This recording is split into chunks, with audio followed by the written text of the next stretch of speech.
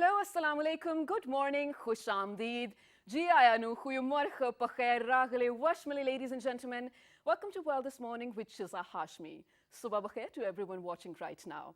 I absolutely love coming here every other morning, sharing my energies, my positivity with you, and sending out to you a lot of lovely greetings. And that works round the way for me as well, you know, because talking to you and giving out all this energy to you actually helps me start my day on a positive note as well.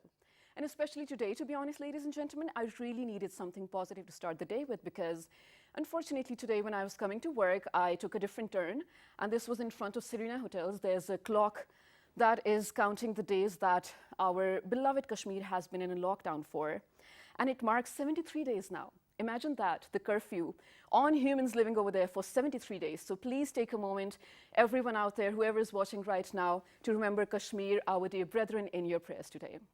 Other than that, ladies and gentlemen, Pakistan is enjoying very different things lately. And ever since 2 days, the Duke and Duchess of Cambridge are in Pakistan. And yesterday, all over social media, ladies and gentlemen, you will be seeing their pictures. I mean, they even held a dinner. They held meetings with the President, Prime Minister as well. They even spoke about how the UK and Pakistan can collectively fight climate change. It's so important, you know, when we're living in 2019 especially, when almost every other thing is actually affected by climate change. These are some of the visuals, ladies and gentlemen, on your screens right now, where the Duke and Duchess are actually interacting with some schools as well. They went to tour the Margala Hills, some part of it, and it was so good to look at. I mean, I absolutely love how they are adhering to the Pakistani cultural values in their, you know, dresses as well, and then taking care of the things that they need to be taken care of. And speaking of climate change, that was discussed yesterday. In line with that, today, ladies and gentlemen, on the 16th of October, we are observing a very important day. You know, being a member of the United Nations, of course, we take care of the important days, but this one specifically is one of the most celebrated days observed by the United Nations in so many countries across the globe. Ladies and gentlemen, today happens to be World Food Day. You know how interesting it sounds for the first time, you know, when I told my sisters and my friends today happens to be World Food Day, and they asked me, wait, are we going to hold big feasts? Are we going to have food fights and not? But no, ladies and gentlemen, that is not the purpose of it. As interesting as it may sound, World Food Day, you know, getting together, trying all kinds of dishes, no, it's not.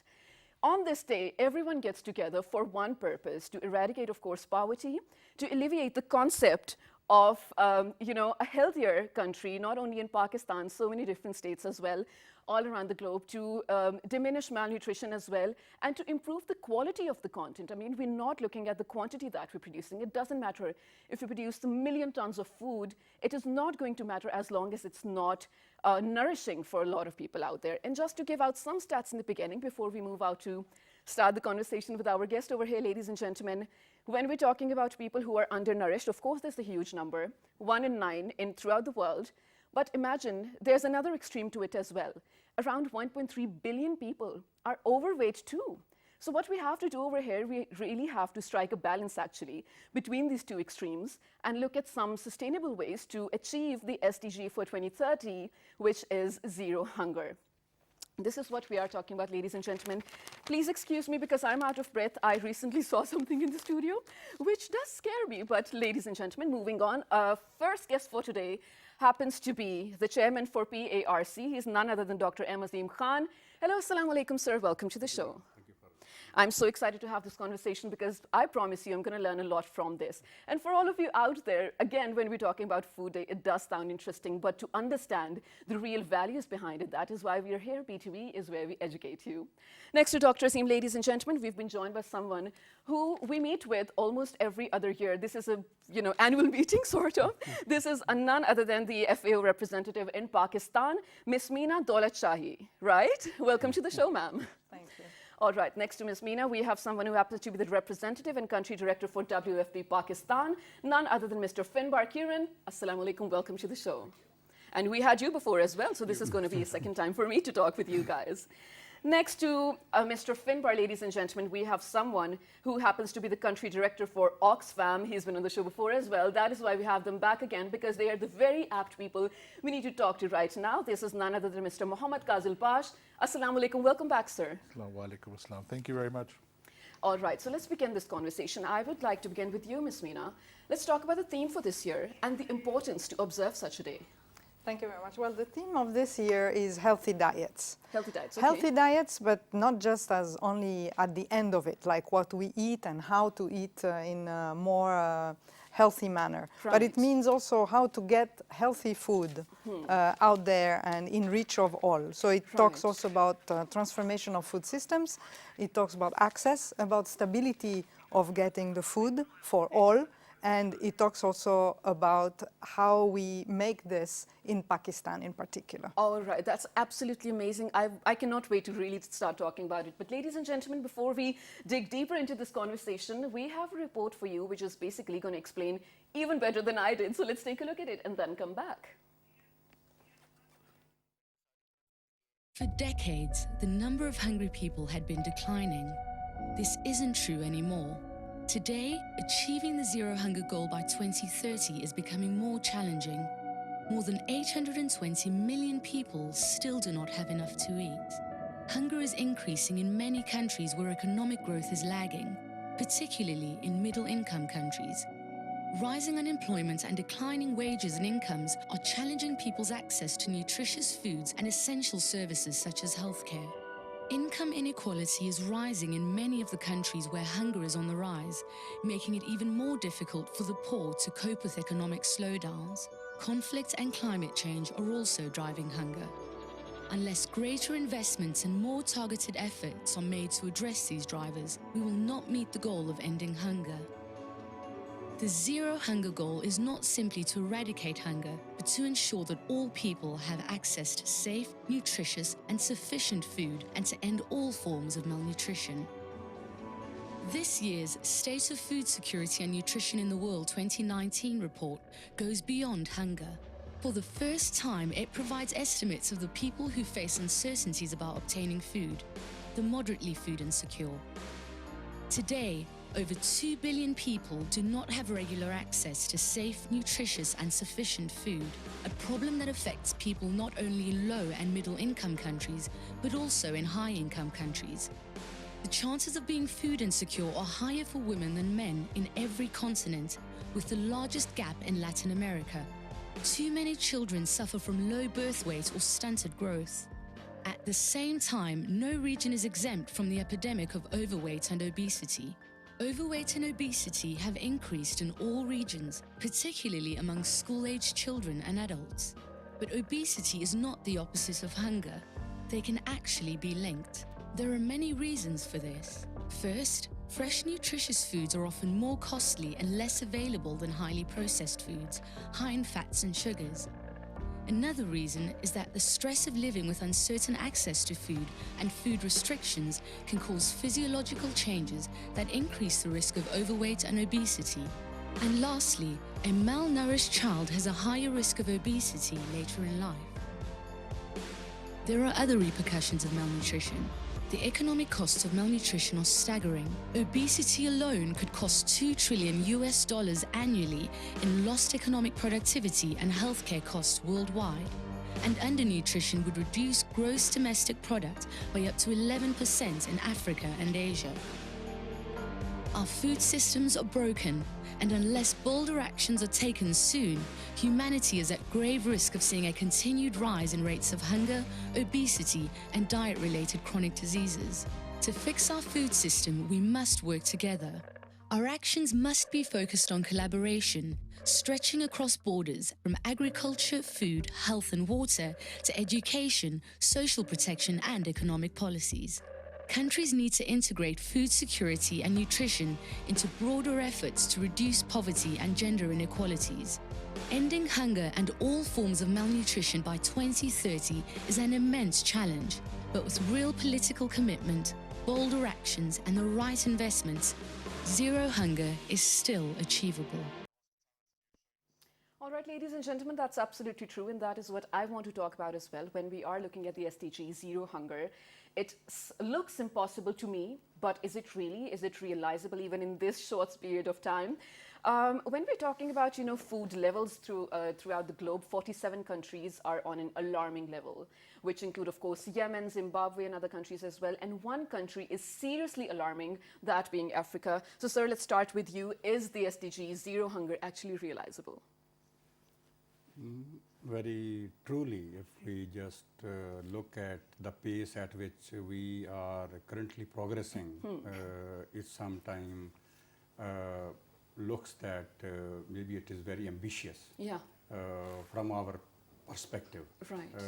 Because we 2011 nutrition survey report is with us, and now the latest report that has been recently published in 2018 is also with us. So our progress is very, very marginal, very, very slow, I tell you. Yeah. On all major accounts, on our major indicators. All right. Only on certain indicators our progress is double digit, but mainly on stunting, on wasting, and then on vitamin A, it's only fractional.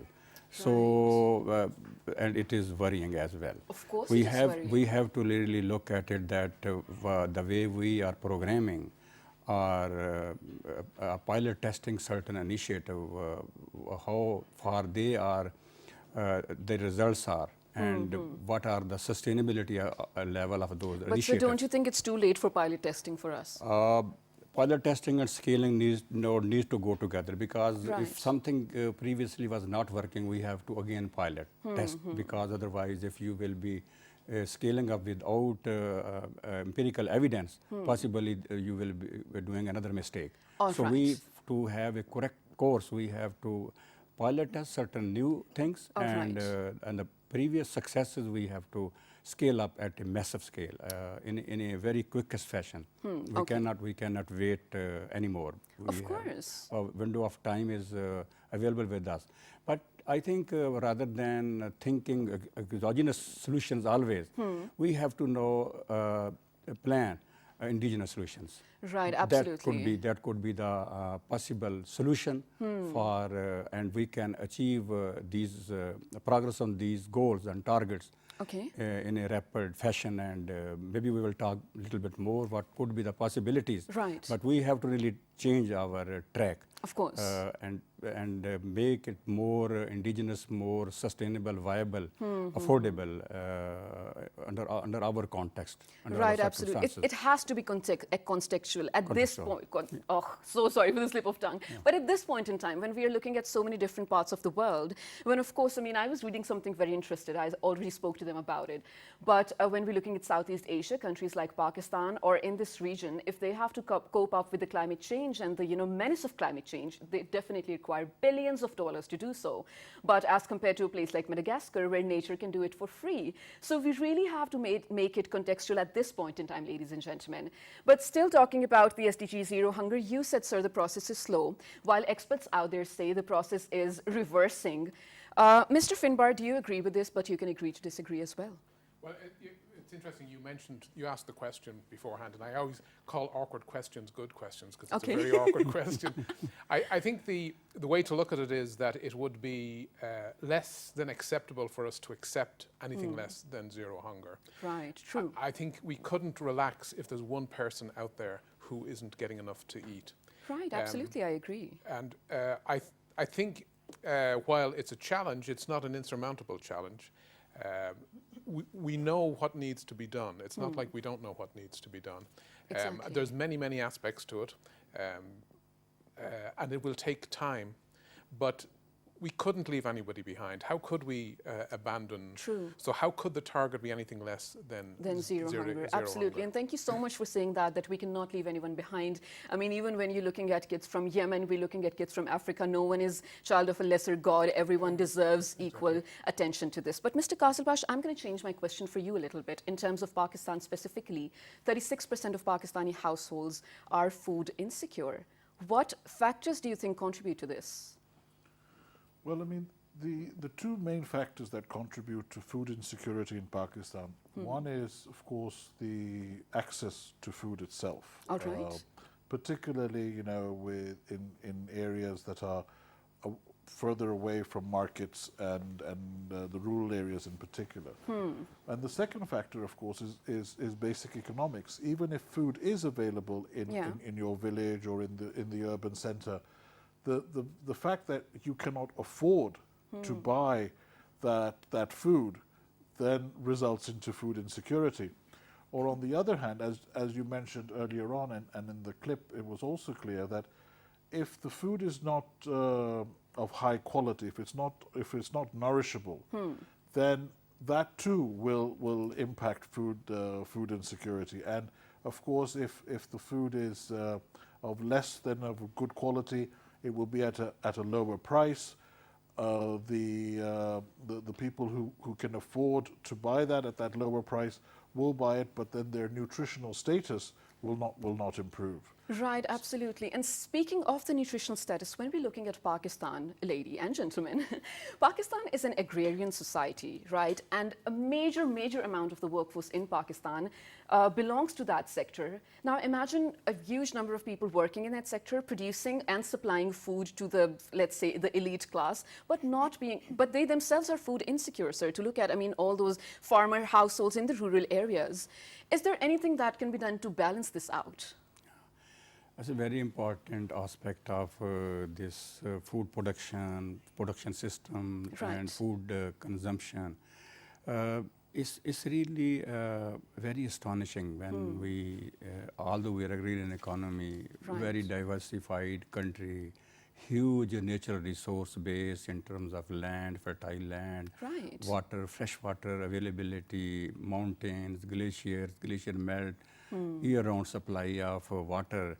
And then again, when we just try to understand having all these excellent resource base, why we are still malnourished, and even why we have this malnutrition problem in rural areas where food is produced, and we know that year-round we are producing. Because of our biodiversity or ecological diversity that we have in the country.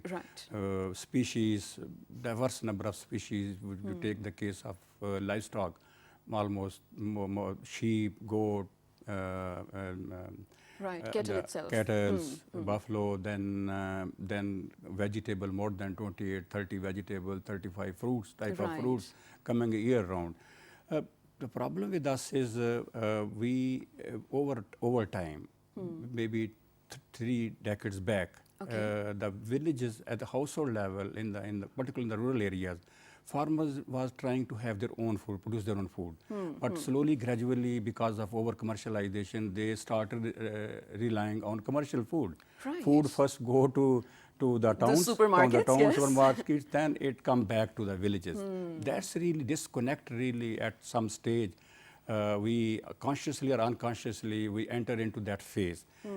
That's not really advisable. And I appreciate that the current government promoting, although not fully understood, and some people try to make joke out of it, like rural poultry. It's the revival of our traditional food systems. And then FAO is supporting historically in promoting kitchen gardening, these kind of things. So these, and also because technology has changed, and that technology was not passed on to the villages, particularly the women who were involved in food production and then food handling. So we didn't really help them to understand technological changes, not link them with, because now there are hybrids are available. Those are not available at village level or maybe in the towns, maybe in big towns or on a big seed centers or seed stores. So those missing links, we have to really reconnect that.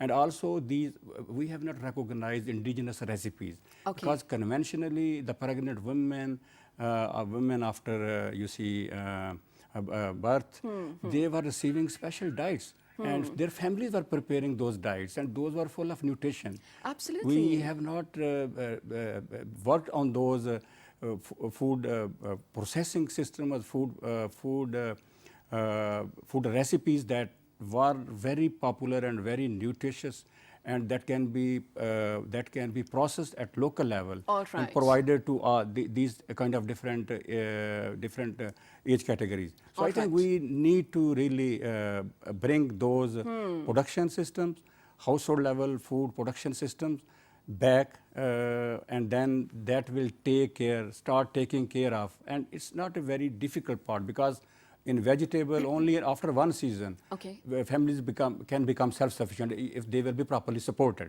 Right, It's not a very absolutely. long process. It involves short process. Similarly, some other intervention they also need, and then possibly these what you call it local recipes. Yeah.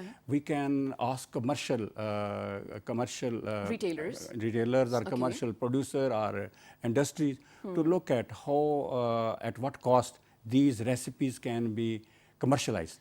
All Nutritious right. recipes, and because they will be demand will be high, more acceptable, and Absolutely. that can be easily passed on to the community because of taste and preferences. Absolutely, all I these agree kind with of- that. And again, that comes us back to, brings us back to the point that this has to be contextual in the nature of Pakistan specifically. Like we do have all these nutritious, amazing foods that we ourselves produce, but to distribute them in a balanced manner. But moving on to you, ma'am, we did talk about SDGs, but for Pakistan Vision 2025, one of the visions is food secure Pakistan.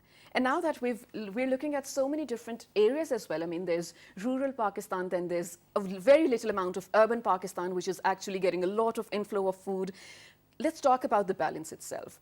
And one very important thing that I need you to explain to us, when we were watching this report in the beginning, it said that people who were malnourished earlier have more chances of becoming obese when they are provided with food. How's that so? Yes, that's to do with the fact that the research has shown that people who suffer from food insecurity during their lives, which means that not only they at times don't have enough food, Okay.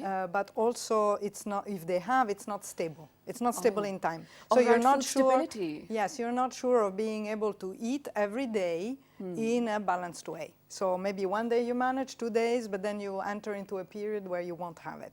So this triggers some behaviors that also later in time, even if you manage maybe to go to school, educate yourself, get a good job, so at some point you get out of the food insecurity in terms of undernourishment, Okay. but that you get into a space where it's very difficult to, from a psychological point of view, but also physiological point of view, have a good reaction or plan well the access to food that could now be more stable. Oh, Also, it okay. means that probably there's not enough knowledge of how to balance a That diet. is true, though. We all know So that. it's two things, which means that many people could be in a situation where they can experience food insecurity or undernourishment in one phase of their life, and overweight or obesity in a different phase of their life. Oh, all right. And This the, is- I mean, the report provides statistics that children who are undernourished have a higher probability of also becoming Obese later on. obese later on. That is interesting as well. I mean, we're really looking at food stability over here, like you very rightly explained. I mean, these are absolutely two extremes that we're looking at. But ladies and gentlemen, right now we have a report about zero hunger. Let's take a look at it, because when we come back, we are going to talk about the parts of Pakistan that are more vulnerable, or let's say gullible, to this very issue. And this will be answered by our very esteemed guests over here who are waiting for my question, Mr. Finbar and Mr. Kazalbash, ladies and gentlemen. Let's take a look at this report. 820 million people suffer from hunger. Even more are overweight and obese. Hashtag Zero Hunger goes beyond hunger. It means enough nutritious food for everyone, everywhere. By transforming food systems from farm to fork and changing what and how we eat, we can redefine our future and shape our planet. We need to take action to make healthy diets available to all. Our actions are our future. Healthy diets for a hashtag Zero Hunger world. All right, so when we're looking at Pakistan specifically, and even throughout the globe, 60% of women are malnourished, and then a lot of children. I think I have the stats over here. Third largest population of stunted children growth in Pakistan, ladies and gentlemen, and it's not something negligible. I mean, it's not just a stat to wait in your textbooks for you to read. It's really something we need to pick up and talk about. Coming to you, Mr. Finbar, let's first of all identify the segments of the society that are more vulnerable to food insecurity, and then what we can do about it. Well, it kind of, the logic is there. People can't afford nutritious food. Pakistan is what's called a food surplus country. It produces more food than can be consumed by its population, but the problem is the balance isn't right. All right. You don't have the nutritious foods that are needed, and you have policies that encourage, for example, wheat. It rewards growing wheat, but it doesn't reward growing chickpeas, for example. Yeah. So we end up importing chickpeas rather than growing chickpeas Right. ourselves. So, of course, this impacts the poorest segments of society. And the other thing that's a huge factor is accessibility, being able to actually get to a place where you can get the food. So affordability and accessibility are two of the biggest issues. You do have a government policy that's about to be launched to tackle the issue of stunting as a social protection. In other words, to catch the people who are in that condition or who are heading into that condition. But of course, what you really need in the long term are policies that open up the markets in such a way that people can access and they can afford nutritious food. Thank you so much for saying that. This is what actually we are looking at, ladies and gentlemen, the availability and accessibility of nutritious and affordable food, of course. But moving on to you, Mr. Kazalbash, now you, Oxfam specifically, has been working a lot, I mean, in line with Pakistan in solving all these issues, food-related issues especially. We did identify some of the segments that are affected by these, but let's particularly talk about stunted growth in Pakistani children. Thank you. Yes, I mean, of course, when looking at stunting, you need to look at it from a particular context and holistically. As Finbar and others have said, I mean, it's also access to food and affordability. But before that, it's also, just addressing your issue around agrarian society. Yes, we are an agrarian society. But, what agriculture are we? I mean, we're growing rice, cotton, sugarcane, Right. and edible oils.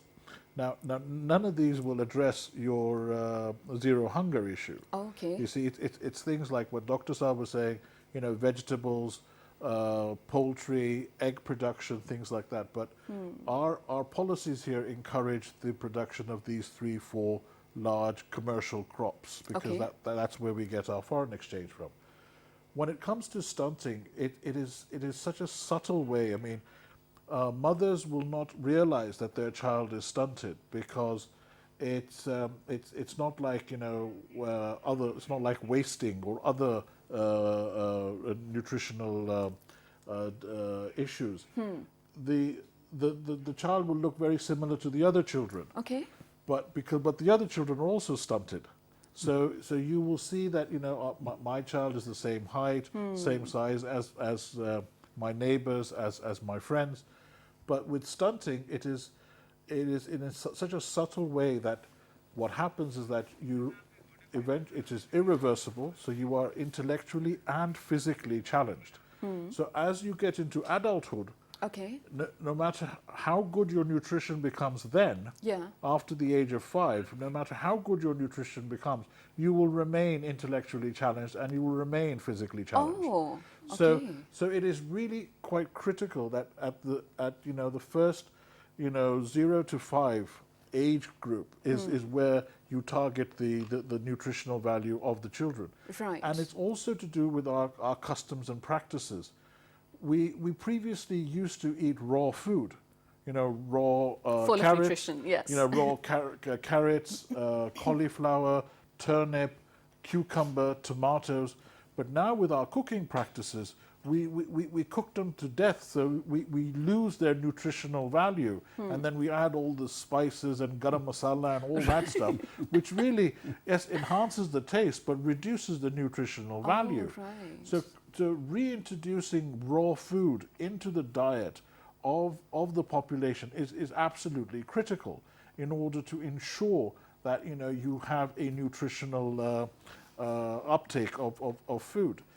And the issue around as you mentioned, women being so malnourished, it's 64% of our agriculture is dependent on women. Yeah. From field to table, the women are involved in the production and of food. Right. Yet, due to our customs, practices, culture, women are paid less when they're and when they're working in the fields. They have less access to food themselves. They're unable to take the produce themselves to the market to sell. They depend on the male. Right. And even at the household level, the girl child or the woman will be the last to eat. Right. If there's any left. If there is any left. Yeah. So it's to do it. You know, we have to look at things from a holistic picture when when we talk about nutrition, when we talk about stunting, and making sure that we, you know, immediately stop these archaic practices which are in fact affecting our nation. And you know, the elephant in the room that no one will talk about. No one will talk about, absolutely. Is the population growth. I mean, we need to understand that there is a limit to the carrying capacity of the land. Absolutely. If the land can only carry 200 people, putting 1,000 people on that same patch of land is going to result in inequality and result in difficulty. So thank you so much so for those are the explaining elements there that we really need to, and Oxfam, along with FAO and WFP and the government, is working on addressing these issues. You very beautifully explained the issue at hand, and thank you so much for talking about population as well, because we as a nation are very open in criticizing nations who have adopted population control policies, but when it comes to ourselves, I mean, we are nowhere over there. We're looking at a 64% population of the youth right now, but to realize, like you said, that when they grow up, they're not going to be intellectual enough to look at 64% of a then adult population or a then senior citizen population. I mean, it's really hard to handle. But one of the very important things that you also mentioned, sir, there's a certain, let's say, loophole in the cycle, the amount of food that goes to waste. I mean, 14% of the total food goes to waste before even reaching the retailers, and 1.3 billion tons of food that makes a year. Mr. Finbar, I want to have this conversation with you. Is there any way, first of all, we can save any percentage of that food from being wasted, and the impact it has on food insecurity? Well, it's an excellent question, which means it's an awkward question. There are things that we can do, creating access to markets where people can bring their produce to sell, educating people about proper storage and maintenance, creating economic policies that encourage the right growth of the right things in the right places. All right. But education is the key here? Is a key factor. Okay, ma'am, you want to add something to it?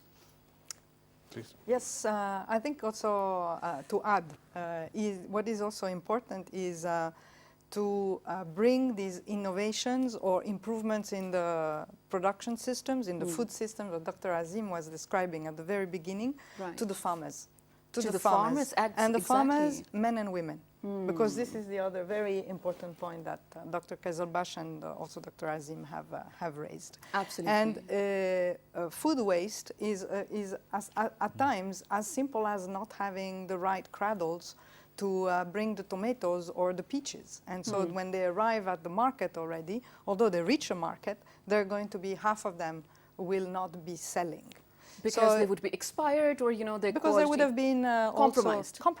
Yes, exactly. So there is a lot of this that happens still here in Pakistan. So it is really also creating all the linkages between along all the value chain, but as a food system. So you have to look at what you want at the end, and then you have to look at your farmers, and usually it's the smallholder farmers. This is also where you have most of the potential of transformation of the food systems in the country.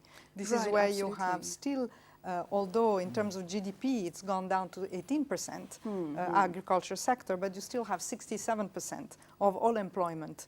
Right, I agree with that. 40% of employment, of which 67% are women. Wow, so this tells you immediately a story, going back also to the education, going back to giving opportunities. And what is important is there are now some good programs government is setting up. Okay. What is missing is how they are linked. There are nexus points between poverty reduction programs and social protection programs like the ESAS, and then the investment programs in the in agriculture sector, like the Agriculture Emergency Program. Absolutely. So how do these look at the soft elements that bring this together, and the weaving element, let's say, that ties this in a food system approach from farm to fork, as the film was saying, is actually nutrition and healthy diet. So this is what should drive Absolutely. And this is not a one-man's job, like you very rightly mentioned. This has to be an all-inclusive sort of policy that we need to look at. And ladies and gentlemen, speaking of wasting food in Pakistan specifically, I mean, this is just a common example, and every one of you out there can relate to this. I mean, whenever we go to restaurants with our families and whatnot, we waste food. I mean, we order whatever we want, and I am very ashamed to say that almost 2/3 of the food is wasted. It's unfinished in the plates, in the dishes and whatnot. But there are some initiatives by the very responsible youth of Pakistan that they are collecting all these foods that were not consumed throughout the day by the restaurants and then distributing them among the homeless, among the people who deserve to eat before they sleep. This is absolutely amazing to look at. But towards the end, we just have around 10 minutes left. So I want to talk about solutions right here. You very rightly mentioned we do have some of the solutions, but we have to interconnect them, and all of them have to work hand in hand. But sir, let's start with you. How can we develop successive agricultural policies? I think it's a very important part of our conversation or our communication, because we have to think in terms of solutions. And we are very fortunate that during this regime, even the inaugural first speech of our Prime Minister, he talked about stunting and growth, wasting. he did, yes. And I appreciate that all stakeholders who have very strong concern, even UN agencies, they gradually they have been able to communicate at highest level to bring this issue at highest agenda. I was previously, I just joined few days back as the chairman of PRC. I was in the planning commission. I exactly understand what focuses the government is currently have on this, achieving this. Right, that's why we said you are very apt to be here for this show today. I'm very thankful, and lot of work. One is this report on Pakistan dietary guideline. Okay, so Pakistan dietary guidelines. I highly acknowledge that the UN agencies and then SUN on scaling up nutrition umbrella, and in collaboration with the food program and UNESCO and many others. Right. A lot of very important work had already been done. This dietary guideline, one can now understand because how to change his food habits, food behavior. This documentation can help him to decide. And this is a life cycle based document. Right, and relevant to Pakistan itself. Pakistan, the whole life cycle of a person, childhood, pregnant mothers, they can get clear guidance that what type of food they need to eat and how they can change lifestyle. Similarly, currently also this because issue is complex. As we are from this whole discussion, we understand. That is what we have established. It's a multi-sectoral as well. And multi-sectoral nutrition strategy at federal level as well as provincial level, supported under SUN umbrella, again supported by UN agencies, that is also with us now. Provincial as well as federal level, multi-sectoral nutrition, those are with us. Currently, this food consumption table, FAO is at the final stages now. Based on our own foods, regional foods, that was required because previously we were mainly banking upon or utilizing international information from other. Now we will be having our own food, regional foods, this information on food. Similarly, this early childhood development framework is currently at a very final stages. And other program, the policies, when I was in the planning commission during last week, we received 538 billion worth of rupees of project from health ministry taking care of human nutrition for next 5 years. Wow, that's good, right? It's a huge investment now coming from Pakistan. And similarly, in the planning commission, one initiative on this nutrition, where we were involved with academia, with development partners, we developed a very comprehensive PC1 that will be project will be implemented in 12 most vulnerable districts. So a lot of investment, lot of programs and policy changes, food security policy, our national Ministry of National Food Security launched in 2018. We have now a document, comprehensive document. Similarly, FAO currently supporting Ministry of National Food Security, having a robust food security and nutrition information system.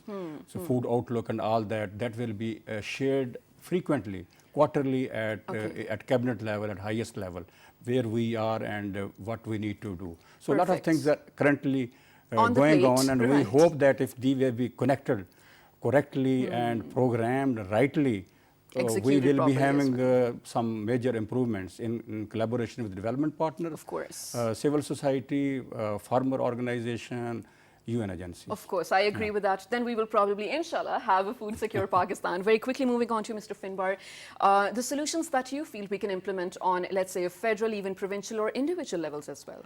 Well, one of the things I'd like to draw attention to, and we haven't really mentioned here, I won't say it's the only solution, but it's an essential part, and that is to encourage private sector. Yeah, and there's two aspects to that. One is that it needs to be regulated, but more importantly, the regulations need to be enforced. Regulations need to be enforced. You know, if we go back, for example, to the smallholder farmers, one of the problems they have is because they can't, for example, clean their food or they can't access markets, they're taken advantage of by the middleman who can clean their food and who can actually get their food. And so the farmer ends up getting a much lower price. Lower income, right. Yeah.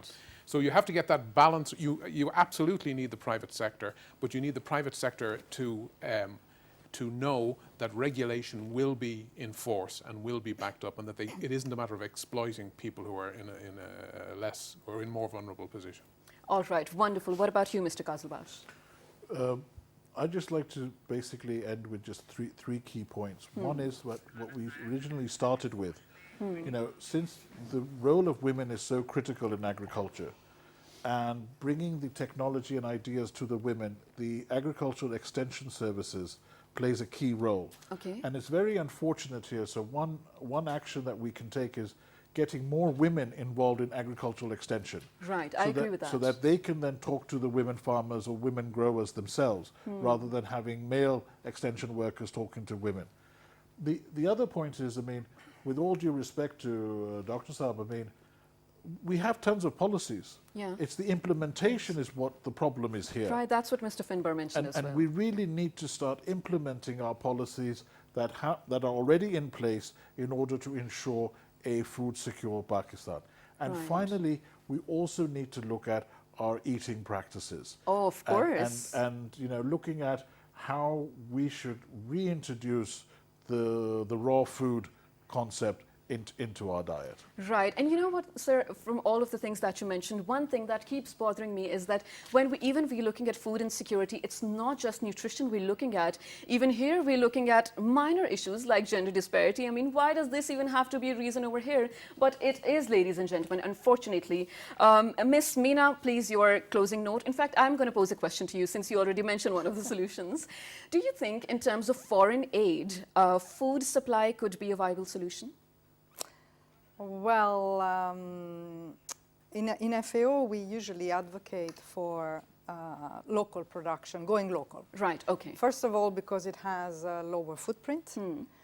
Second of all, because Pakistan is endowed with really extraordinary natural resources. Absolutely. And it will be important that the food systems evolve so that production is sustainable, adapts to climate change, right. Production systems adapt to climate change, so that you go with agroecological zoning, which is being done, by the way.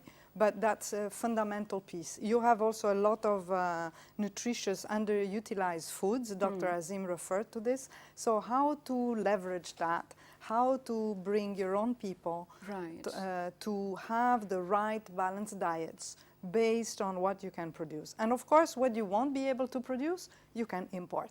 And then, of course, there also you will have a balance that you will be able to export. But you will need to move towards a more value-added aspect, part of the value chain before you export, because this will bring back also to the country and increased, let's say, economic growth. Right, absolutely. Thank you so much for saying that. Thank you so much for being here, all of you, Ms. Meena, Mr. Qazilbash, Mr. Finbar, Dr. Azim. Thank you so much for all this information, especially early in the morning. We did need this with our breakfast plates today, to be honest. And one very important thing that you mentioned, Ms. Meena, is that climate change being a major influencer in this whole food supply chain, ladies and gentlemen.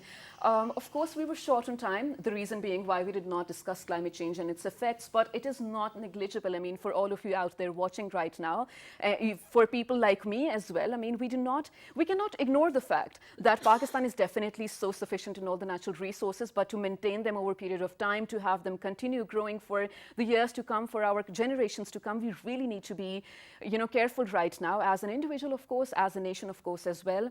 I really hope you learned something from this. Write us on a Facebook page with the name of World This Morning, on Twitter World This Morning without a G, Daily Motion, or YouTube World This Morning. Take care. Good morning.